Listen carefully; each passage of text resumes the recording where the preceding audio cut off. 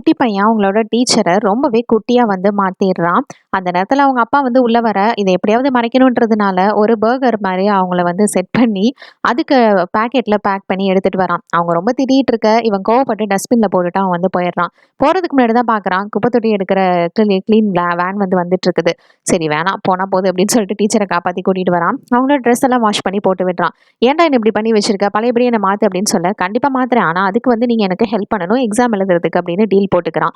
அவங்களும் சரின்னு ஒத்துக்கிறாங்க. இப்ப எக்ஸாம் ஹாலுக்கு கூட்டிட்டு போறான். யாருக்கும் தெரியாம இவங்கள வச்சு எக்ஸாம் எழுத ட்ரை பண்றான். அப்ப அங்க இருக்கிற ஒரு பொண்ணு இவன் யார்கிட்டயோ பேசிட்டு இருக்கிறத வந்து நோட் பண்றா. என்னடா இது அப்படின்னு சொல்லிட்டு எப்படியோ அவகிட்ட இருந்து தப்பிச்சு வந்துடுறான். எக்ஸாம் முடிச்சதுக்கு அப்புறம் பார்த்தா அவங்க ட்ரெஸ் எல்லாம் வர இங்கா இருக்கு. அதனால ட்ரெஸ்ஸை புதுசா வாங்குறதுக்காக ஒரு டாய் ஷாப் போறான். அந்த இடத்துல அந்த பொண்ணு ஃபாலோ பண்ணிட்டு வந்துடுறான். சமாளிச்சு இவன் எப்படியோ வந்து தப்பிக்கிறான். இருந்தாலும் கீழே விழுந்துடுறான். கீழே விழுந்ததுல அவங்க மயக்கமாகிடுறாங்க. அப்ப தண்ணி ஊத்த அந்த பொண்ணு வந்து பாத்துடுறா. டீச்சருக்கு பிளட் வருது அப்படின்னு சொல்லிட்டு மூக்குல பேப்பரை சொருகி விடுறா. இதுக்கப்புறம் என்னெல்லாம் நடக்க போதோ.